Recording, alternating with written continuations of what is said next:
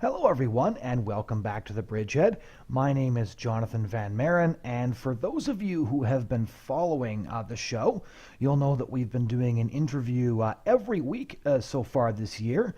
In the last few weeks, we've talked to author Douglas Murray. Last week, we spoke with British philosopher Sir Roger Scruton. Before that, we spoke with Christopher Buckley, the novelist and son of William F. Buckley, and also Nancy Percy, the author of a new book, Love Thy Body.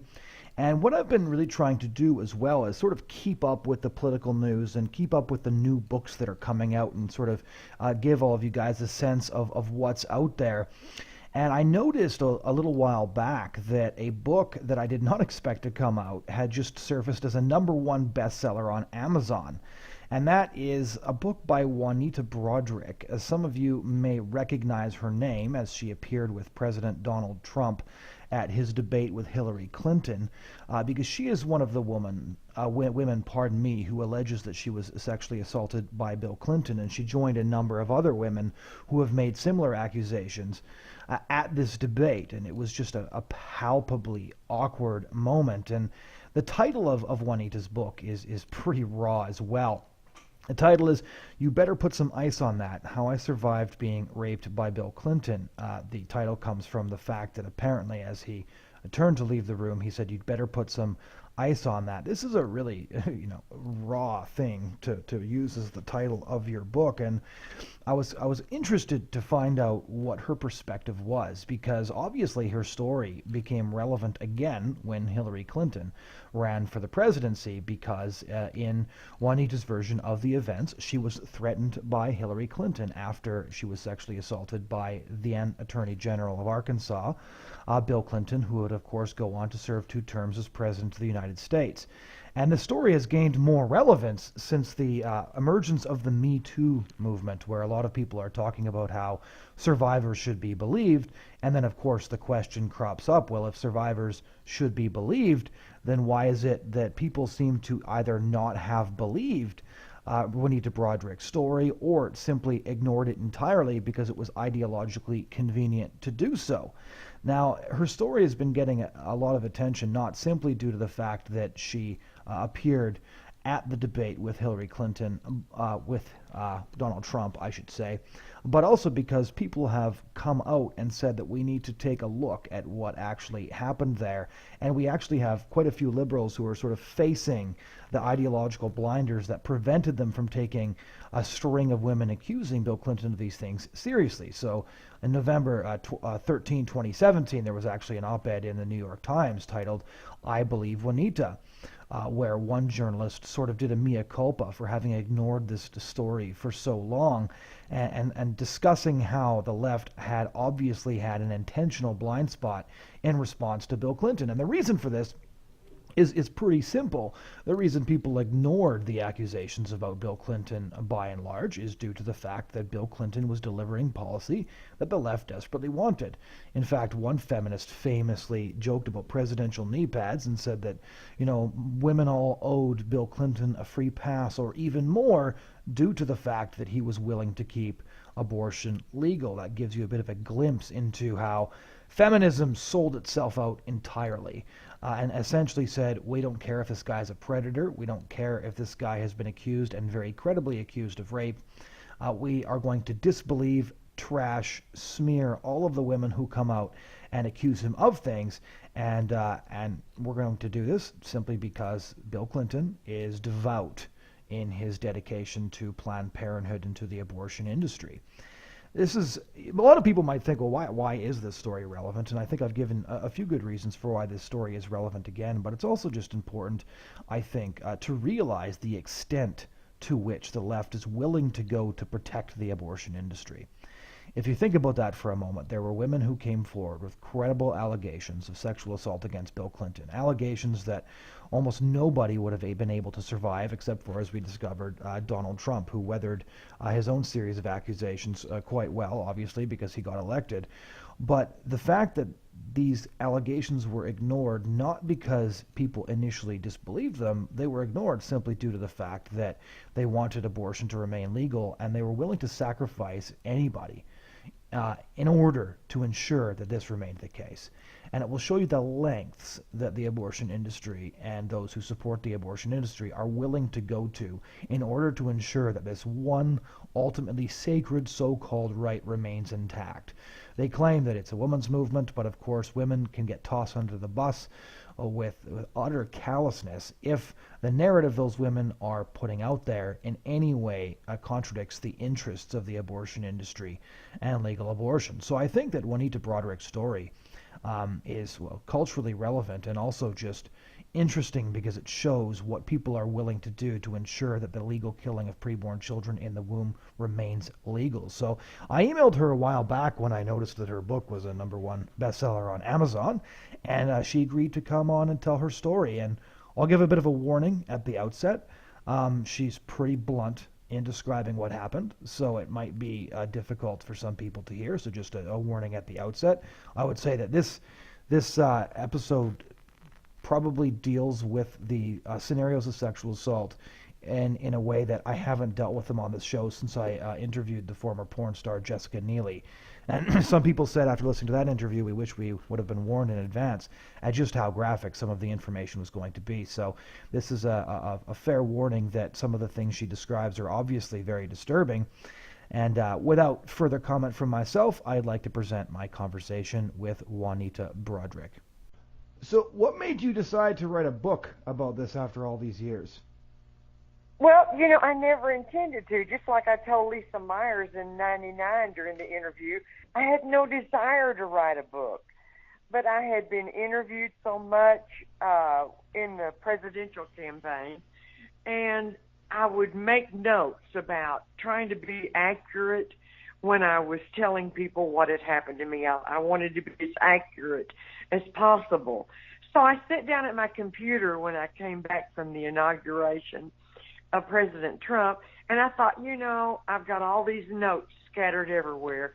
I need to sit down and put all this in context and just write all this out so my family could have it someday.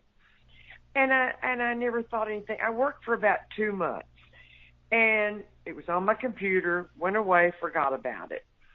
And then all of a sudden one day I had this call from my co-writer, Nick Lully. He was an investigative reporter out of Jacksonville, Florida. And he was requesting to do like a serialized interview with me. And I thought, well, that might be interesting. That would be something else to, to give to my family someday or let them have. And so I said, I've got all this data down, and I will just email it to you so you'll have sort of a guideline to go by. So then about 24 hours later, he had read it all, and he called and he said, no, you really need to do a book. And I said, Lord, I have no idea, Jonathan, how to do a book. And He said, let me format it and get some ideas to you. So that's what he did. He took all of my words, formatted it, and said, I think we need to self-publish this. So that's how it happened. So how's the book been selling so far? Fairly good. I'm not for sure of the numbers. Nick has the one that goes on Create Space, which is an Amazon subsidiary that checks on our book and how it's doing. It goes up and down depending on interviews that I do. Now, let's kind of start off, because some people might not know your story, even though it became a lot more public during, as you mentioned, this recent presidential campaign, several decades after the initial campaigns from Bill Clinton. I first read about your story, actually, in Michael Isikoff's book, Uncovering Clinton. He was a reporter for Newsweek, as you might remember. And then again in Christopher Hitchens' book, No One Left to Lie To. He talks about your story quite extensively. But just you know what happened with Christopher Hitchens? I love that man. He was, after he first read the book, after he wrote his first edition, he contacted me and we talked back and forth. In the first edition, I'm not real visible in it. Right. But after we talked for several weeks, he wrote the second edition and then dedicated a whole chapter to my situation. So I was I admired Christopher Hitchens very much. Yeah, he was quite the writer. And for those who don't really know much about your story, would you mind just telling the listeners exactly how your story unfolded? Sure. Do you want me to go back to when I first met Bill Clinton? Yeah. Okay. When I was in 1974, I opened my nursing homes. I was a new registered nurse and entrepreneur with nursing home businesses. Well, in 1978, after I had been in business for about 3 years, I met Bill Clinton when he came to my nursing home. I had been working about a month in his campaign for governor. He was attorney general at the time. And I had been working in his campaign, and the state office called and asked if he could come by my nursing home on a campaign tour. And I said, yes, we would love to have him come by. So that's how I initially met Bill Clinton, when he came by my nursing home. And I took that opportunity to tell him about the struggling nursing home businesses in Arkansas. The reimbursement rate was very low, and in order to give quality care, nursing homes could not make a decent profit. So I began to explain that to him while he was at my nursing home. And he said, I'd like to talk to you about this further. And he said, are you ever in Little Rock? And I said, yes. In fact, I'll be there in about 3 weeks.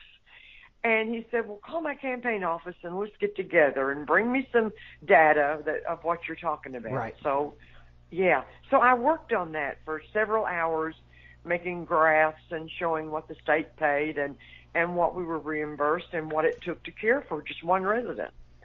And so the 3 weeks passed by, and my nurse and I, Norma Rogers, went to Little Rock to a meeting. And after we got there, the next morning, we called his campaign headquarters, and the young lady that answered the phone gave me a number to call. And I called it. Bill Clinton answered. And I said, I'm here today for a meeting. Could we possibly come over during our hour lunch to bring you this information? And he said, I'm not going to be there today. Why don't I just come to your hotel this morning and talk with you about it? He said we could meet down in the Camelot coffee shop. So I thought that was great. And so I told Norma, I said, you go on to the meeting, and when I get through in the coffee shop, I'll be on to the meeting. And so Mr. Clinton said, I'll call you when I get there. Norma went to the meeting. I waited in the room.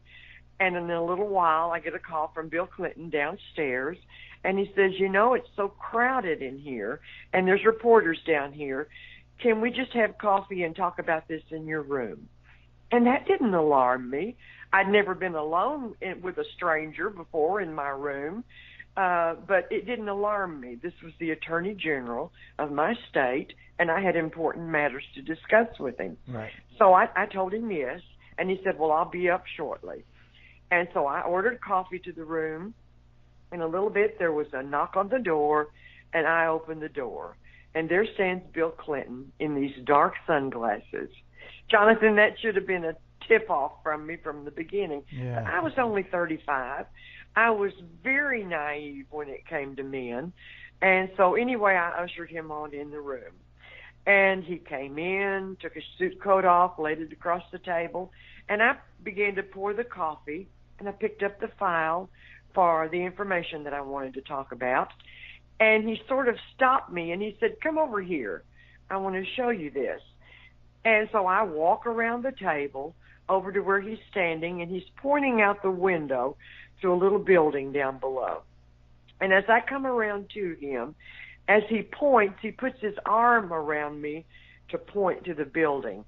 And that immediately made me extremely uncomfortable, and I back away from him and start to go back around to my side of the table. And that's when he grabbed me and tried to start kissing me. And that's when I began to get loud and tell him, no, no, this is not what I invited you up here for. And begin to explain to him other things why that was not going to happen. And as I've explained in so many interviews in the past, That is what happened. Mm-hmm. He grabbed me, forced me down on the bed, and horrifically raped me. It's hard to even think back to that time and what happened to me.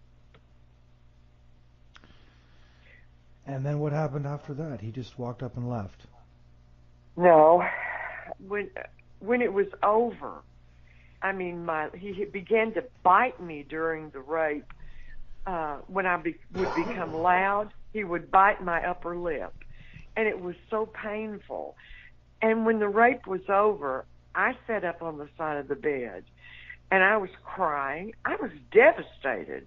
I can't even begin to relate how terrible that was. And I began to cry, and he looks at me with this frustrated and bewildered look and doesn't really say anything. And then he calmly puts on his suit coat and walks to the door, puts on his sunglasses, and just sort of motions to my mouth, which was bleeding and swelling. It was already twice the normal size. And he calmly says, "You'd better put some ice on that," and walks out the door. What did you do after that happened? I've read this. I've read what you've written on this, and I've read what other people have written on it, and where everybody seems to start arguing is after he walked out, and you just didn't know what to do. And what happened next? I laid back down and tried to collect myself and try to understand what had just happened to me. It was horrific. And then I completely forgot about Norma. I forgot about the meeting. And about 30, 40 minutes after the rape, I hear a knock on the door. And I open it, and there stands Norma. And she sees me in this condition, and she just rushes in and takes a hold of me. And I explained to her what had just happened. And, of course, she runs and gets ice from my mouth. And she comes back, and we're just sitting there trying to understand what had just happened. And she says, "What do you want to do?" And all I could think of was go home. All I wanted to do is get as far away from Little Rock and Bill Clinton as I possibly could. So that's what we did. She helped me change my clothes, packed all of our stuff, and we were probably gone within the hour. So where does Hillary Clinton enter this story? It's interesting because this story it gained national attention for the second time during this presidential campaign because it was, again, another Clinton running, and one of the things that all of the newspapers and the TV shows were talking about last year was Hillary Clinton's role in this entire story. So when does she surface? Well, as far as personally, she surfaced about 3 weeks after the rape, and I returned to my business and tried to get some idea of what on earth, I was going through at the time. The emotional trauma was terrific. Anyway, prior to the rape, I had volunteered for Bill Clinton's gubernatorial campaign. I'd worked about 30 days before I met him, and about a month and a half before the rape occurred. And I called the campaign headquarters and told them that my business was too demanding and I couldn't volunteer anymore. But before that time, I had helped arrange a fundraiser at my friend's home, Buddy and Betty Criswell. They were good friends. Buddy was my dentist, and Betty was, I played tennis with Betty at our local club. And they had this beautiful home, so I had asked them to have the fundraiser at their home. Well, I knew I couldn't go to that fundraiser, so I couldn't attend it itself. So I told Betty I couldn't attend, but I'd bring her some information that she needed, and also some checks that people had given me when I was out campaigning during that month and putting up yard signs. So I went up to the fundraiser about 30 minutes early to give Betty the information. I wanted to get in and out before the Clintons arrived. I couldn't bear the thought of seeing them. But before I could get out, after I gave Betty the information, In walks the Clintons and the man who drove them from the airport, Chuck Watts. He was a local pharmacist, a very big Clinton supporter. And Chuck comes over to me and he says, I just want you to know that the topic of the conversation all the way from the airport was about you and them asking me questions. So I thought, oh, this was wrong. I should never have even come up here. And so I start to the front door. And as I start to the front door, Hillary Clinton catches me before I can get out. She comes over to me and she says, it's so nice to meet you, Juanita. I'm paraphrasing now because it's been so long ago. Mm-hmm. But I do remember her saying, with a very beautiful smile on her face, I just want you to know how appreciative Bill and I are for everything that you do in this campaign. And I probably just nodded. I could have said thank you. I just wanted to get out of there. So I turned to walk away, and I feel somebody grab me from behind. And I just think it's somebody going to tell me goodbye. I turn around, and it's Hillary Clinton that has a hold of my arm. And she pulls me to her. There's no longer a smile on her face. And she very gruffly says to me under her breath, do you understand everything you do? And I got so frightened at that moment, I headed for the door and left home long before the fundraiser began. And you know, during the campaign, people say, why did you, she's just bringing this up now because Hillary's running for president. I tried to bring that up during the Dateline interview. Lisa Myers and I had talked about it. Which year was that again? I'm sorry? Dateline. Which year was the Dateline interview? In 1999. Right, yeah. And I'm here in my living room with all of the Dateline people recording everything. And Lisa asked me, she says, were you ever threatened? And I say, yes. As you and I have talked about, Hillary Clinton threatened me shortly after the rape. And just as I started to talk about that, the producer, Doug Adams, rushes into my living room and says, oh, no, we cannot go there. We cannot talk about Hillary Clinton. And Lisa and I just sort of look at each other and say, okay. So they started rolling the tape all over again, and I could not talk about it. They would not allow me. And then I don't remember the exact date, but it's the date that Hillary was running for senator of New York. Right. I sent an op-ed to, I think it was either the Washington Post, but anyway, it was picked up on several internet sites. You know, internet was beginning to be so popular at that time. Yeah. And I wrote an open letter to Hillary Clinton discussing what she said to me at that time, and how I hoped that the people of New York would not be have the wool pulled over their eyes regarding Hillary Clinton. So I was speaking about this long before the 2016 presidential campaign.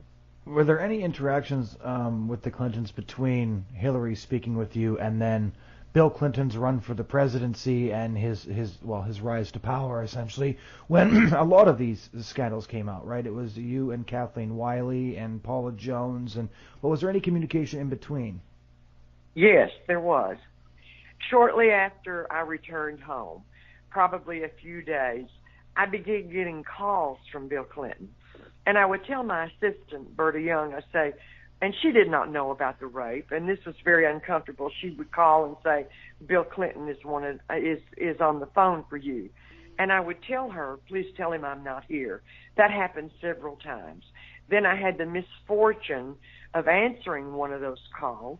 I pick it up, my normal greeting, and say, Brownwood Manor, Mrs. Hickey, where can I direct your call? And this voice on the other line says, hi, this is Bill Clinton. When are you coming to Little Rock again? I could not believe that he was calling me and asking me to come to Little Rock again. And so I just hung up. And he never called back after that. And then in 1991, I was at a nursing home seminar in North Little Rock, Arkansas. And all of a sudden, just before noon, this gentleman comes to the door, and he said, Mrs. Broaddrick is wanted outside.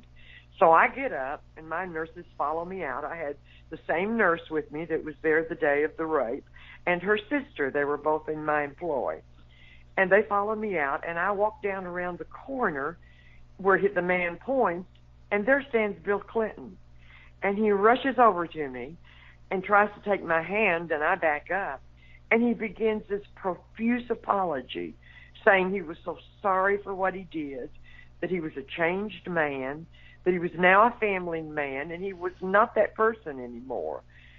And this was a shock, to see him standing there in my presence. And he just looked at me after he made all these statements. And I said, you go to hell. And I walked off back to my nurses. And they said, what was that all about? And I said, that man just apologized to me. And it was an absolute total surprise, total shock. But then I found out why he apologized to me, because 2 to 3 weeks later, he announced he was running for president. And when he started running for president, was there any concern from them that you were going to talk about your experience, especially when other women began coming forward, and Hillary Clinton essentially at that point took the job of enforcer, of ensuring that nobody told their story and attempted to discredit them? Exactly. No, I had seen how Jennifer Flowers and Paula Jones had been treated, and other women that had come forward in Arkansas about just the sexual assault claims. And I saw how Hillary and her war on women had trashed them, and there was no way I was going to come out. I had decided back in 99, I was not coming forward. I was not going to suffer under their wrath. So I never came forward until I was outed by the Paula Jones case. And then at that point, you initially denied anything happened because you wanted to fly under the radar, and then it was in Clinton's second term that you began to tell your story. Is that right? Oh, yeah. I told my attorney when he got the letter that I was going to be deposed by Paula Jones, that I wanted out of this. There was no way. My life was going along just fine. I wanted nothing to do with this, and there was no way that I was going to confirm all of these allegations. So that's when I denied. I did not come forward until the 99 interview after I had been deposed by Ken Starr. My son is an attorney, and he had known since he was about 19 years old what had happened to me, and he was aware of the situation and why I had lied to the Paula Jones. But he called me one day, and he said, Mom, we got a letter from Ken Starr's people in the Independent Council, and you're going to be deposed. So he came over to my house, and he said, you're going to have to tell the truth. And I told him, I said, I can't. I've hid from this for so long, and I will not come forward. And he said, you're looking at a civil case versus the Independent Council federal case. He said, you have to tell the truth. And so that's what I did. And what happened after that? When you first told your story in 1999 in a very public way, of course there was a cover-up that Michael Isikoff described in his book Uncovering Clinton, not just about your story, but a number of different stories, because of course Bill Clinton was the first Democrat president in quite some time, and the media did feel some obligation to protect him, despite obvious an obvious proliferation of evidence that he had been awful in many different scenarios. But you must have felt as if the saga was almost over. This is 1999. Bill Clinton's on his way out. Did you ever suspect this was going to come up again with the second Clinton, the one who threatened you, running for president twice? Oh, no. After the 99 interview, I got an overwhelming positive, comments from the public. It's the media that tore me down, just like Dan Rather did in 1999 on the Don Imus show. He made the comment back then that if the allegations of Juanita Broaddrick are true, it was too long ago and it's time to move on. That was Right. I could not believe that Dan Rather was making that statement. And that's the way so many of them were. It's like, this is old news. If it happened, it happened, but we must move on. So that was the view of the media. And and so after that interview, I became quiet again and would never have come out had Hillary Clinton not made her tweet and included in her talks to college students that all victims of sexual abuse should come forward and be heard and be believed. We're with you.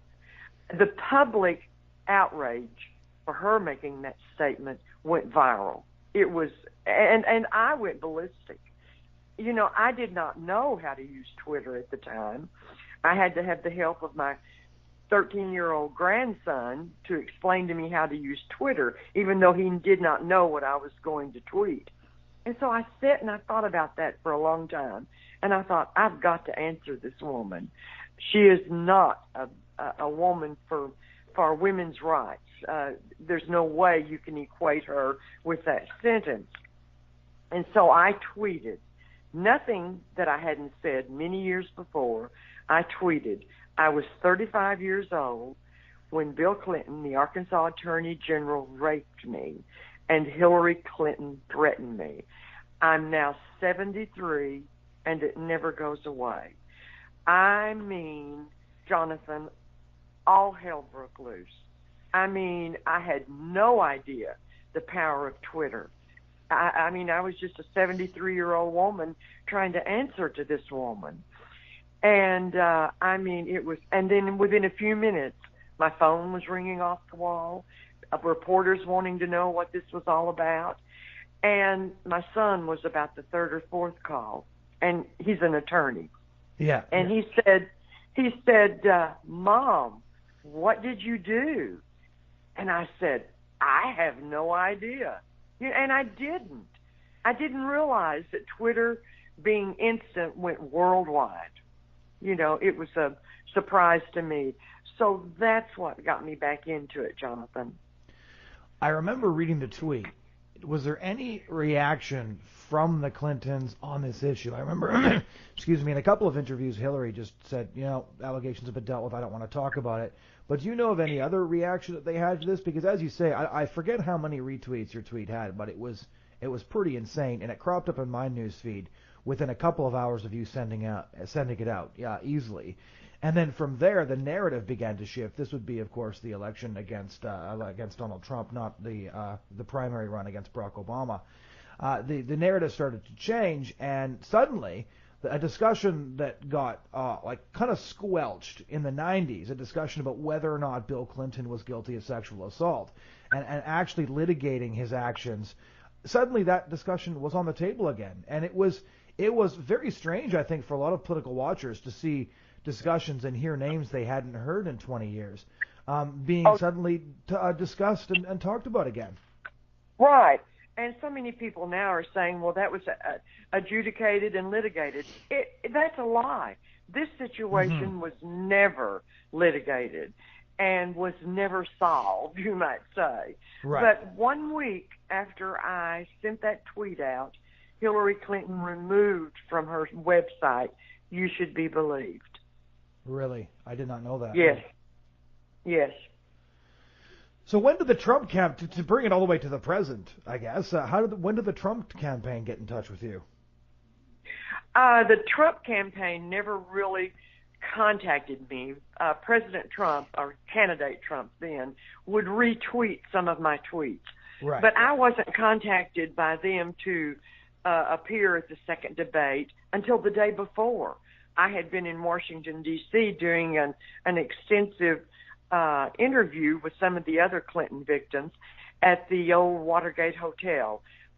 It was done by Breitbart and Aaron Klein.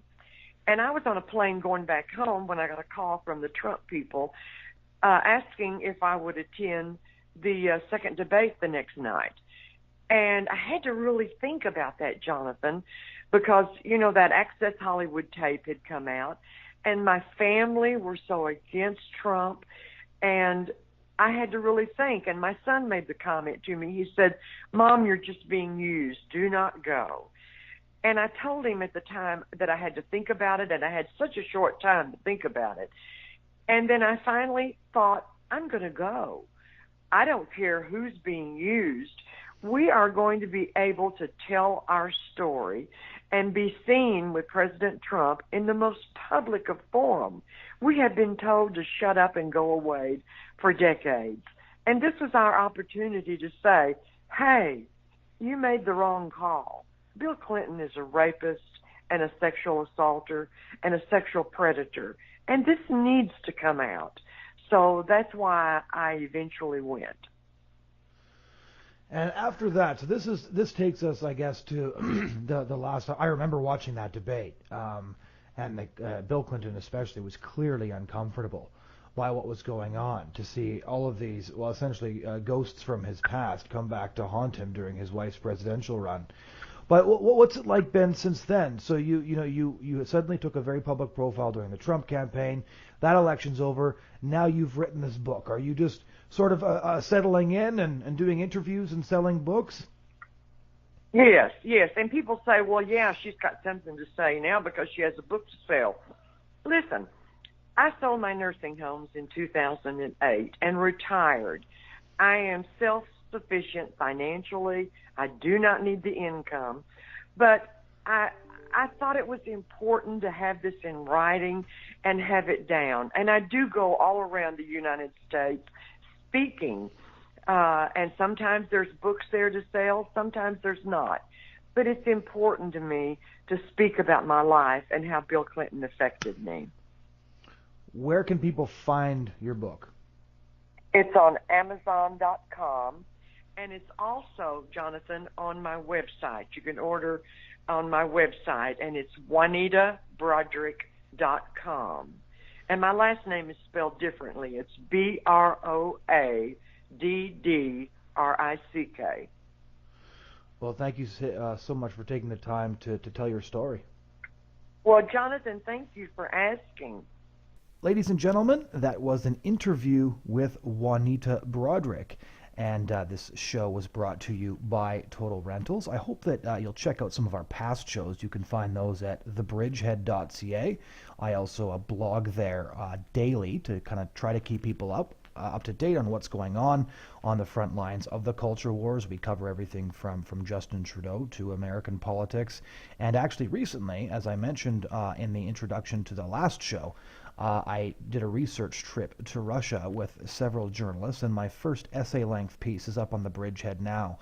It's called A Night with Putin's Wolves, and it's about a Russian Orthodox biker gang that has also functioned as a paramilitary group. It's very hard to describe in anything shorter than a full podcast, but go to thebridgehead.ca and check that out if you're interested.